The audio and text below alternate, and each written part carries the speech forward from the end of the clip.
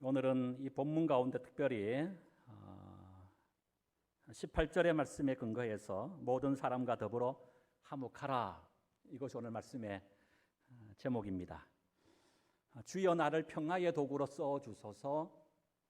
우리는 복음성가 가사로서 훨씬 더 익숙한 성 프란치스코의 평화의 기도입니다.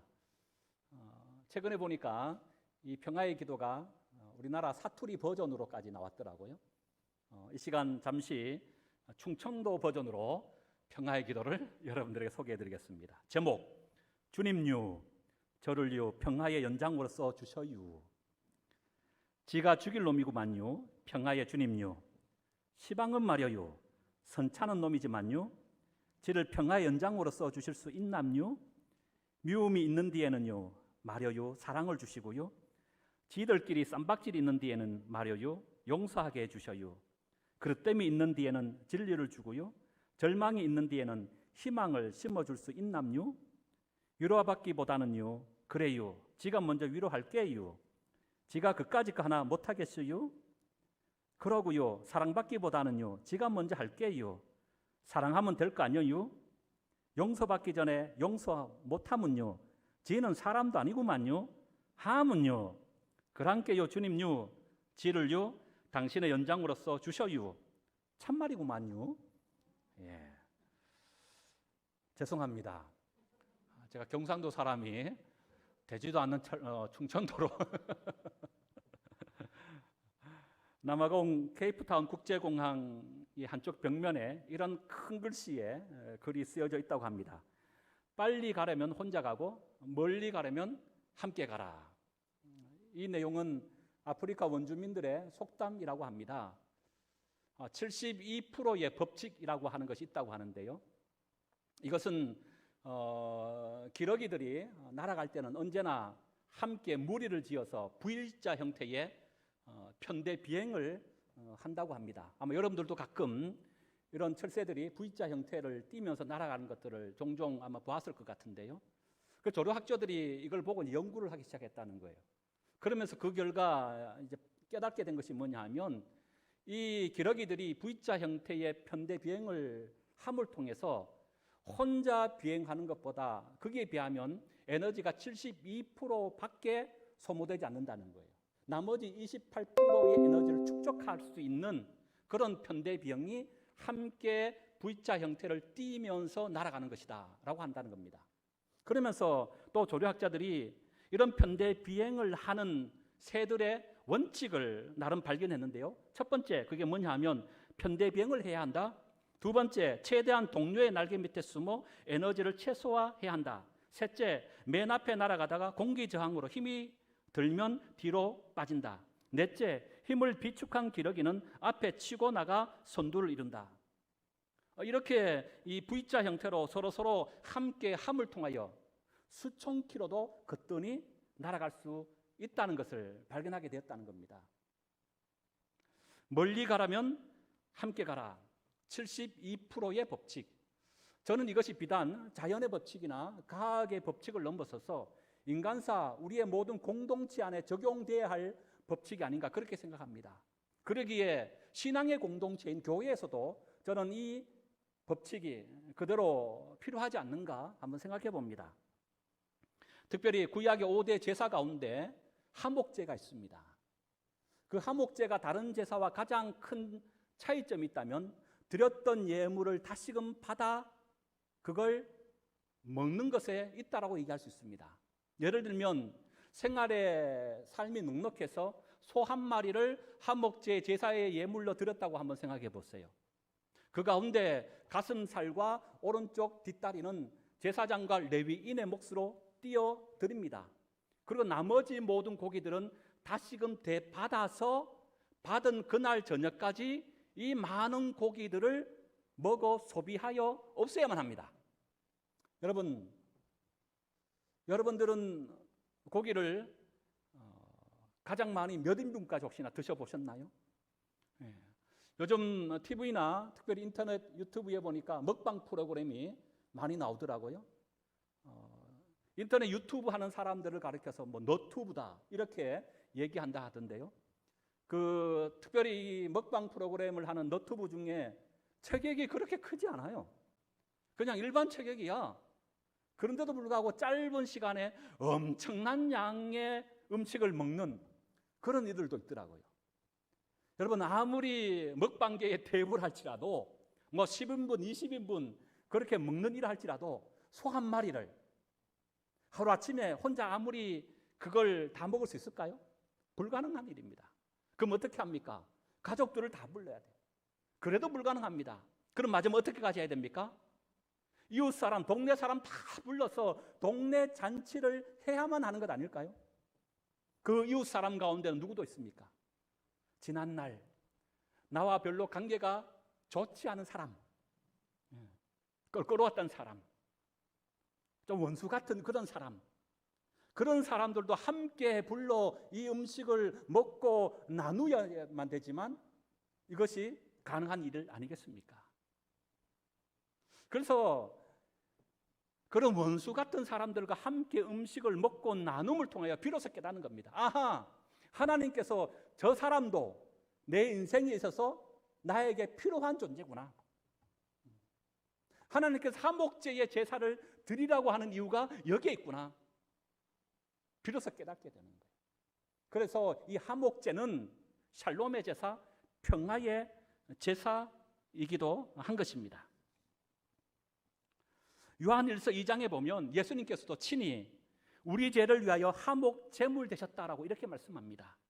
고린도후서 5장 20절에 보면 너희는 하나님과 화목하라 이렇게 말씀하고 있죠. 오늘 본문의 18절에 바울은 모든 사람과 더불어 화목해야 한다 이렇게 명령하고 있다는 것을 우리는 기억할 필요가 있습니다.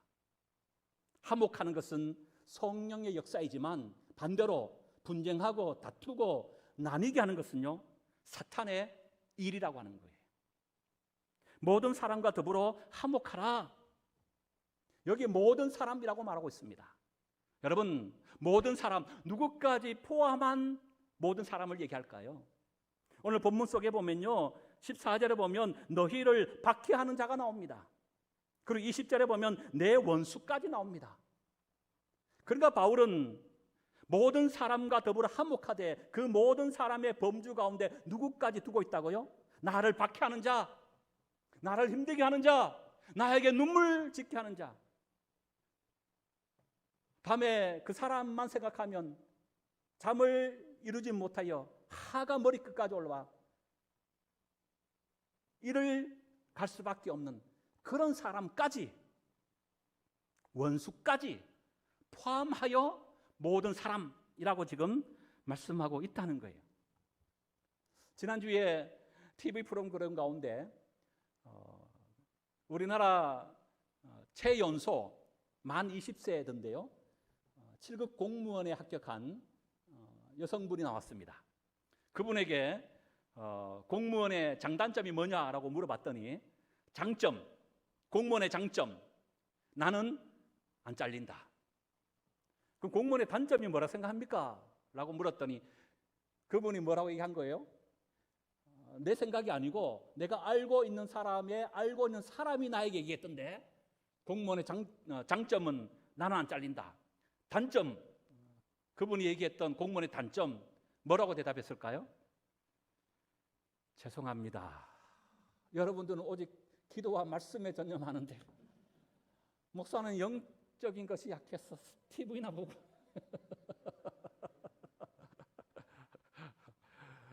단점, 그 사람도 안 잘린다.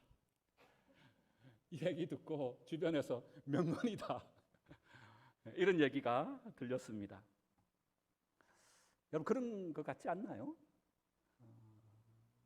직장 생활은 물론이고 인간사 우리가 살아가면서 사실 어쩌면 가장 힘든 것은 어떤 경제적인 문제, 어떤 건강의 문제보다가는 이런 인간관계로부터 오는 어려움, 힘겨움 이것이 훨씬 더 큰 것이 아닌가 다시 한번 생각하게 했습니다. 그럼에도 불구하고 오늘 성경은 모든 사람과 더불어 화목하라라고 말씀하고 있다는 사실이에요. 그런데 여러분 18절의 시작을 어떤 단어로 시작합니까? 할 수 있거든이라고 하는 단어를 사용하고 있거든요. 할 수 있거든 너희로서는 모든 사람과 더불어 화목하라. 여기서 말하는 할 수 있다, 할 수 있거든, 이게 과연 무슨 의미일까? 화목하기 위하여 힘쓰고 애쓰다가 안 되면 중간에 포기해도 된다, 이런 말의 의미인가? 아니면 할 수 없는 그런 경우도 있다는 말인가? 제가 주석을 보고 여러 많은 책을 확인해보고 또 다른 목사님들은 오늘 이 본문을 어떻게 설교하고 있는가 들어봤습니다. 그래서 여기서 할 수 있거든이라는 것을 크게 두 가지로 한번 정리해 볼 수 있더라고요. 첫 번째가 뭐냐면 손뼉도 마주쳐야 소리가 나잖아요. 내가 화목하기 위하여 상대방에게 힘을 쓰고 애를 썼습니다. 그러나 아무리 내가 노력한다 할지라도 상대방이 그것을 받아주지 않는다면 할 수 없는 일이죠. 그렇다면 할 수 없다고 그러면 하지 않아도 된다는 말입니까? 그것이 아니었더라고요. 상대방이 어떤 반응을 보인다 할지라도 그것은 상대방의 몫입니다. 하나님께서 그에게 나중에 그 일을 아마 책임 물으실 거라고 생각합니다. 성도된 우리가 해야 할 일은 뭡니까? 상대방이 어떤 반응을 보인다 할지라도 그럼에도 불구하고 우리는 화목할 수 있도록 노력하고 수고하고 애를 써야 한다, 이런 의미로서의 할 수 있다라고 하는 해석이었습니다. 두 번째, 할 수 있다라는 해석이 어떤 것가 있냐면 말 그대로 할 수 있거든이거든요. 할 수 있거든이라는 것은 한편으로는 어떤 의미가 있습니까? 할 수 있다라고 하는 긍정적인 의미도 있지만 할 수 있거든이라고 하는 단어 그 자체에 할 수 없다는 것을 포함한 부정적인 의미도 함께 내포하고 있거든요. 그래서 화목하기 위하여 할 수 없는 상황, 도저히 화목할 수 없는 그런 자도 있을 수 있다는 전제가 두 번째 해석의 내용이더라고요. 이건 성경을 한번 찾아보는 것이 좋겠습니다. 한번 성경 찾아볼까요? 야고보서입니다. 야고보서 3장. 히브리서 다음이 야고보입니다. 신약 성경 374쪽에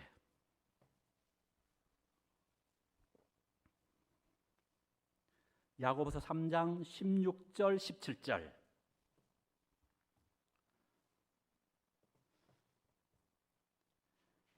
(3장 16절 17절) 시기와 시작. 시기와 다툼 있는 곳에는 혼란과 모든 악한 일이 있습니다. 오직 위로부터 난 지혜는 첫째가 뭐라고요? 성결이고 다음이 뭐라는 겁니까? 화평, 화목을 얘기합니다. 그럼 들어보세요. 오늘 야고보 기자는 분명히 성경을 통해서 우리에게 말합니다. 첫째는 성결이고 다음이 화평이라고 하는 것입니다. 여러분, 이 말은 다른 말로 얘기하면 첫째 되는 화평을 깨면서까지 다음 되는 첫째 되는 성결을 깨면서까지 다음 되는 화평을 이룰 수 있는 것은 아니다, 그렇게 해석해도 되죠? 그래 안 그래요? 첫째가 성결이고 다음이 화평이니까 첫째 되는 성결을 깨면서까지 둘째 되는 화평을 이룰 수 있는 문제는 아니라는 건 아닙니까? 여러분, 이것이 왜 가능하냐면 레위기를 보세요. 레위기에 보면 하나님께서 당신 자신이 누구신가를 우리에게 이렇게 말씀하셨습니다. 나는 거룩하니 너희도 거룩해라. 하나님이 거룩하신 분이라고 우리에게 그렇게 소개해 주셨습니다. 남왕 유다가 AD 50 BC죠. 주전 587년도에 바벨론에 의하여 멸망을 당했습니다. 멸망당하기 전에 예루살렘 성전에 임하셨던 하나님께서 예루살렘을 떠나시는 그런 장면을 우리는 발견하게 되죠. 여러분, 예루살렘의 성전에 계셨던 그 하나님께서 왜 예루살렘 성전을 떠나십니까? 성전은 어떤 곳입니까? 하나님이 임재하시는 거룩한 장소요, 성결한 장소요, 정한 장소가 성전 아닙니까? 그런데 바벨론에 멸망당하기 직전의 예루살렘 성전은요, 가장 거룩하고 가장 성결해야 할 성전이 가장 타락하고 가장 악하고 가장 추하고 가장 더럽고 가장 부정한 죄악의 온상지가 되고 말았다는 거예요. 그러니까 하나님은 거룩하신 분이시기에 그런 추하고 더럽고 악한 것에는 거하실 수가 없었던 거예요. 그 하나님께 성전을 떠나시고 마신 것입니다. 여러분, 교회에 우리 신앙생활을 합니다. 교회가 어떤 곳입니까? 예수 그리스도의 보혈의 핏값 위에 세우신 것이 교회입니다. 교회는 누가 임하고 계십니까? 하나님이 영적으로 임하시는 장소가 바로 교회입니다. 그래서 교회의 교회됨은 어디 있습니까? 돈을 얼마나 많이 들여서 아름다운 건물을 짓느냐? 교회는 건물에 있는 것이 아닙니다. 비록 초라하고 볼품 없다 할지라도 교회의 교회됨은요, 하나님의 임재에 있는 줄로 믿습니다. 아무리 화려한 교회를 할지라도 그곳에 하나님이 임재하지 않는다면 그건 교회가 아니에요. 그 건물에 불과한 거예요. 그런데 하나님은 어떤 교회에 임하고 계신다고? 지금도 거룩한 곳에, 성결한 교회에 오늘 또 하나님은 임하고 계신 줄로 믿습니다. 그런데 문제가 뭐예요? 교회의 교회됨의 근거와 힘은 하나님의 임재에 있고, 하나님의 임재는 이처럼 교회가 거룩하고 성결할 때 임하고 계시는데, 가장 중요한 교회의 거룩함과 성결함을 깨면서까지 화목할 수 있습니까? 지금 그 얘기하고 있는 거예요. 여러분, 성경 그 외에도 화목을 위하여 성결을 깨면서까지 우리는 화목해야 됩니다. 그런 성경이 없습니다. 도리어 성경은 단호하게 우리에게 이렇게 말씀하고 있습니다. 에베소서 5장 11절에 너희는 열매 없는 어둠의 일에 참여하지 말고 도리어 책망하라. 디도서 3장 10절과 11절에 보니까 이단에 속한 사람을 한두 번 훈계한 후에 멀리하라. 이러한 사람은 내가 아는 바와 같이 부패하여 스스로 정죄한 자로서 죄를 짓느니라. 유다서 1장 3절에 보면 믿음의 도를 위하여 힘써 싸우라까지 가르쳐주고 있는 것이 뭐라고요? 성경의 말씀이라고요. 특별히 고린도전서에 기록되고 있는 고린도 교회를 여러분 기억하십시오. 고린도 교회는 성령의 능력과 성령의 은사로 충만했던 교회 아닙니까? 그래도 불구하고 가장 말 많고 탈 많았던 문제투성이의 교회가 고린도 교회였습니다. 우리가 잘 아는 것처럼 바울파, 게바, 베드로파, 아볼로파, 그리스도파 분파를 이루면서 4분 5열 찢기고 나눠졌습니다. 뿐입니까? 성적인 타락, 음행의 문제가 있었습니다. 교회 안에 있었던 문제가 교회 안에서 해결하지 못하고 세상 재판정에 가서 그 문제를 재판받는 이런 문제까지 발생했습니다. 심지어는요, 교회 안에 부활을 믿지 않는 자가 있어서 부활의 문제까지 있었던 많은 문제의 온상의 투성지가 바로 고린도 교회였습니다. 그런데 바울은요, 고린도 교회에 이런 수많은 드러난 외적인 문제보다도 근본적이고 본질적인 문제가 있다고 그 교회에게 편지하면서 성도들에게 책망한 것을 우리는 발견할 수 있어야 합니다. 바울이 고린도 교회에게 드러난 현상보다 더 큰 본질적인 큰 문제에 대해서 이렇게 지적합니다. 고린도전서 5장 1절과 2절의 말씀, 너희 중에 심지어 음행이 있다 함을 들으니 그런 음행은 이방인 중에서도 없는 것이라. 누가 그 아버지의 아내를 취하였다 하는도다. 그리하고도 너희가 오히려 교만하여져서 어찌하여 통한이 여기지 않냐고. 통한이 여기지 않는다는 것은 슬퍼하지 않는다는 거예요. 슬퍼하지 않냐고 그 일을 행한 자를 어찌 너희 중에 쫓아내지 아니하였느냐. 6장 2절은요, 성도가 세상을 판단할 것을 너희가 알지 못하느냐. 세상도 너희에게 판단을 받겠거든 지극히 작은 일을 판단할 자가 너희 중에 없단 말인가. 여러분, 고린도 교회의 정말 심각한 문제는 다른 곳에 있지 않았다고 바울은 지금 보고 있는 거예요. 교회의 거룩함과 성결함을 해치고 파괴하는 자들에 대하여 수수방강하고 있는 겁니다. 알매도 불구하고, 봄에도 불구하고, 들음에도 불구하고 눈 가리고 기막고 입 닫고 있었다는 거예요. 조기에 얼마든지 그 문제를 해결할 수 있음에도 불구하고 방광의 자세로 방치한 결과 이제는 도저히 해결할 수 없을 만큼의 제2의 눈덩어리가 붉어졌다라고 지금 말씀하고 있는 겁니다. 여러분, 우리는 오해해서는 안 됩니다. 하나님은 사랑이십니다. 그러나 무조건적인 사랑을 말하는 건가요? 자녀를 둔 우리 부모님 잘 아시잖아요. 자녀가 삐뚤어져 갑니다. 잘못된 길을 걸어갑니다. 처음 어떻게 합니까? 사랑으로 안아주고 용납하고 품어줍니다. 그런데도 불구하고 이 자녀가 부모의 마음을 헤아리지 못하고 더 큰 죄를 반복하고 더 악한 일을 저지릅니다. 그때도 아이고 내 자녀 잘한다고 안아주고 품어주고 엉덩이 다독거려 줍니까? 그러면 이 아이는 더 큰 죄악 가운데 빠질 가능성이 훨씬 더 많겠지요. 그때 부모는 어떻게 합니까? 종아리 걷어! 안 되면 매를 대서라도 바르게 이끌어야 할 것이 부모의 책임이고 이것 또한 자녀를 향한 부모의 사랑 아닌가요? 여러분 기억하십시다. 화목이 중요합니다. 그러나 하나님의 거룩함과 교회의 성결을 깨면서까지 화목할 수 있는 문제가 아니라고요. 왜요? 오늘 성경은 분명히 우리가 말씀하잖아요. 첫째는 성결이요, 다음이 화목이기 때문에 그래요. 성결의 문제가 해결되지 않는 화목은요, 영적인 간음입니다.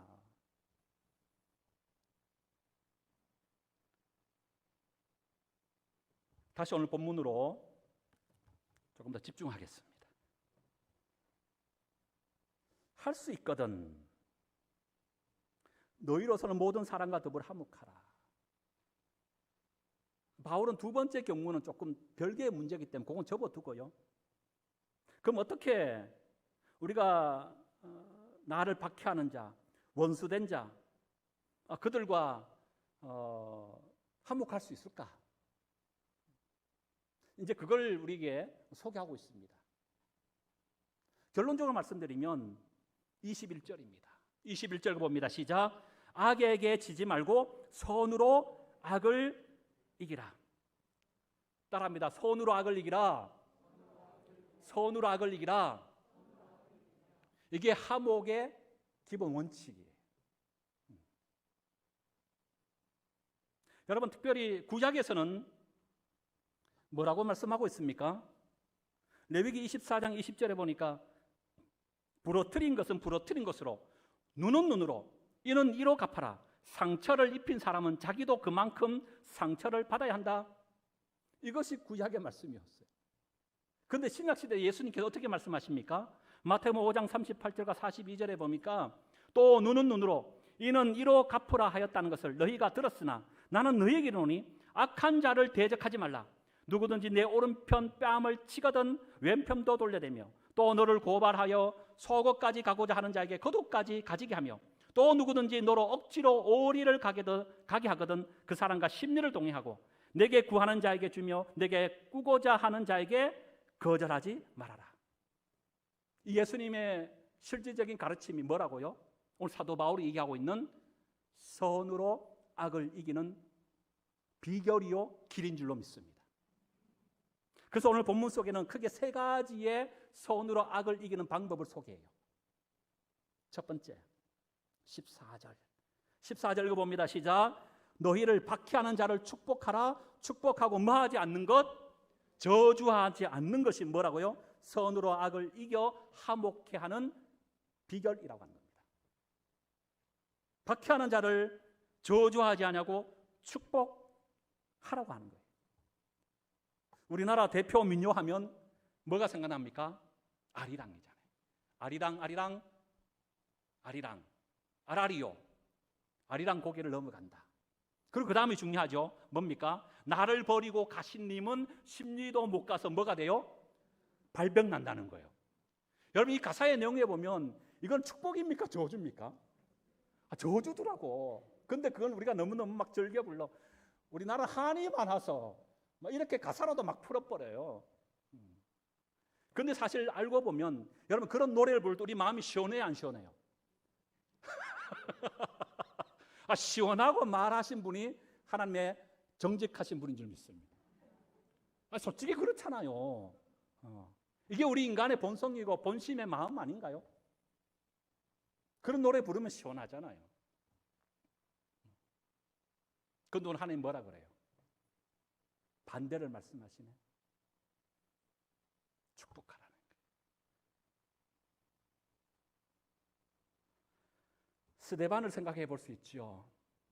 돌에 맞아 죽으면서까지 자신을 돌로 쳐 죽이는 그를 향하여 하나님 앞에 마지막 어떻게 기도합니까? 하나님, 저들을 용서해 주십시오. 우리 예수님을 연상합니다. 십자가에 달려 죽으시면서까지 십자가 아래에 자신을 못 박아 죽인 원수 같은 핍박과 박해했던 그들을 향하여 예수님 마지막 이렇게 말씀하시죠. 아버지시여, 저들이 지금 무슨 일을 하는지 알지 못하나이다. 저들을 용서해 주십시오. 이게 뭐라고요? 박해하는 자를 저주하지 않냐고 축복하는 거다. 오늘 성경은 우리가 이걸 하라고 말씀하네요. 두 번째 20절입니다. 20절 읽어봅니다. 시작. 내 원수가 줄이거든 먹이고 목마르거든 마시게 하라. 그리함으로 내가 숯불을 그 머리에 쌓아 놓으리라. 원수 같은 자와 어떻게 한몫할 수 있느냐? 어떻게 원수 같은 자에게 선으로 악을 이기는 방법이 뭐냐? 원수가 줄이면 뭐 해버려요? 도리어 먹을 것을 공급해 주라는 거예요.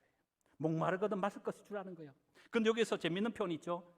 그리하게 되면 네가 숯불을 그 원수의 머리에 놓는 것과 똑같은 일이 벌어진다는 거예요. 여러분, 사람의 머리 위에 뜨거운 숯불이 놓여져 있습니다. 그럼 어떤 현상이 나타날까요? 얼굴이 막 뜨끈뜨끈하지 않을까요? 지금 이게 무슨 얘기예요? 원수가 생각할 때 저 사람은 응당히 나를 책망하고 저주하고 욕하고 내가 행했던 것 그 이상의 악한 일을 나에게 대갚아 줘야 됨에도 불구하고 도리어 그렇지 아니하고 나에게 선의를 베풀고 사랑으로 일갈되게 다가온다면 도리어 원수는 어떻게 된다고요? 자기 앞에 숯불이 있는 것처럼 얼굴이 후끈 달아오르지 않겠냐는 거예요. 곧 이 말은 다른 말로 얘기하면 뭐예요? 양심의 뉘우침을 통하여 자신의 잘못을 깨닫고 해겠토록 우리가 그리스도의 사랑으로 품고 안아주고 용납하며 끝까지 그의 영혼을 주님 앞에 올려드려야 된다. 이런 말씀 아닐까요?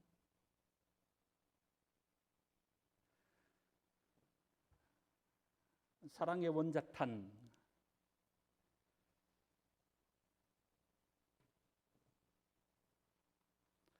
손양원 목사님이시죠? 우리가 잘 아는 것처럼 두 아들을 잃었잖아요. 근데 두 아들을 죽인 자를 양자 삼았습니다. 근데 이 원수 같은 애를 양자 삼아서 양자된 그 애가 나중에 어떻게 돼요? 자신의 잘못을 깨닫고 목회의 길을 가라는 목사가 됩니다. 그리고 그 가족이 다 구원을 받고요. 지금도 그 손자가 목사님이 되신 분까지 계셔요. 한 사람의 그 사랑의 선한 실천이 원수 같은 사람을 돌이키게 하고요. 그에게 생명을 주고 구원을 일으키게 한 것뿐만 아니라 그를 속한 가정과 그의 후손에 이르기까지 하나님의 자녀 자리에 설 수 있도록 영향을 끼쳤다고 하는 것 아닙니까? 하나님 오늘 우리가 힘들고 어렵지만 그 자리에 서라는 거예요. 마지막 세 번째입니다. 저는 이것이 가장 중요하다고 생각하는데요. 19절에 있습니다. 19절 읽어봅니다. 시작. 내 사랑하는 자들아, 너희가 친히 원수를 갚지 말고 하나님의 진노하심에 맡기라. 기록되었으되 원수 갚는 것이 내게 있으니 내가 갚으리라고 주께서 말씀하시니라. 첫 번째, 두 번째도 물론 중요해요. 그러나 우리가 화목하기 위해서는 악을 악이 아니라 선으로 악을 갚아야 되는데, 여러분, 선으로 악을 갚는 것은 어쩌면 제약된 본성을 가지고 있는 우리의 영역의 문제가 아닌 것 같아요. 그렇지 않습니까? 아무리 하나님의 말씀이고 하나님의 은혜로 충만하여져도 참 이 문제 쉽지가 않습니다. 평생 하나님의 나라 가는 그날까지 어쩌면 우리가 싸워야 할 싸움인지도 몰라요. 그런데 우리의 힘과 능력으로는 도저히 할 수 없는 일인 것을 하나님도 아시는 것 같아요. 세 번째, 어떻게 선으로 악을 이기느냐? 어떻게 나를 박해하는 자, 원수를 항복할 수 있느냐? 세 번째로 우리에게 말씀해요. 그게 뭐냐 하면 한번 따라 하십시다. 하나님을 개입시켜라. 하나님을 개입시켜라. 여러분, 왜 우리는 지금까지 선으로 악을 이기지 못했습니까? 왜 나를 박해하고 핍박하는 자를 축복하지 못하고 도리어 저주했습니까? 왜 원수로 취급하고 말았습니까? 어쩌면 하나님과 나와 그 원수 사이에 하나님을 개입시키는 것이 아니라 내 감정을 세상의 방법이라고 하는 것으로 나와 원수 사이를 두고 있었기 때문이 아닐까요? 다윗을 우리 생각합니다. 사울에게 그는 무려 10년이나 쫓겼습니다. 원수도 이런 철저한 원수가 없지요. 다윗이 사울에게 받은 박해와 핍박이 얼마나 큽니까? 그의 나이 비로소 17세, 18세, 아직 성인도 되지 않는 어린 나이입니다. 그런데 일국의 왕이요, 그 어린 청년 마음먹고 죽이려면 왜 못 죽였습니까? 강원도 땅만큼 밖에 되지 않는 이스라엘, 도망간들 얼마나 도망가고 숨을 수 있겠습니까? 다윗은 사실 하나님의 은혜로 그가 생명을 부지받는 거예요. 하나님의 은혜로 매일매일 살아가는 공급함의 능력을 받았을 뿐이에요. 그런데 이런 다윗에게도 전화위복의 계기를 마련하게 됩니다. 사울 왕을 죽일 수 있는 기회가 몇 번이나 그에게 있었습니다. 그런데 우리가 잘 아는 것처럼 다윗은 어떻게 합니까? 내가 어찌 감히 하나님께서 기름 부어 왕으로 세운 자를 내 손으로 처단할 수 있겠느냐? 하나님과 원수된 사울 사이에 누굴 개입시킵니까? 하나님을 개입시키는 거예요. 하나님의 뜻대로 하라는 거예요. 여러분, 이거 우리 해야 되는 거 아닙니까? 내 감정을 세우지 말고 세상의 방법으로 그걸 해결하지 말고, 우리 할 수 없습니다. 인간의 본성상. 그러나 하나님과 내 인생의 문제 앞에 원수와 박해자 사이에 하나님을 개입시켜 주신다면 하나님이 선하게 역사하실 줄 믿습니다. 하나님이 일하실 줄로 믿습니다. 그때만이 가능한 일일 거라고 저는 확신합니다. 하나님이 개입시키세요. 새벽마다 부르짖으세요.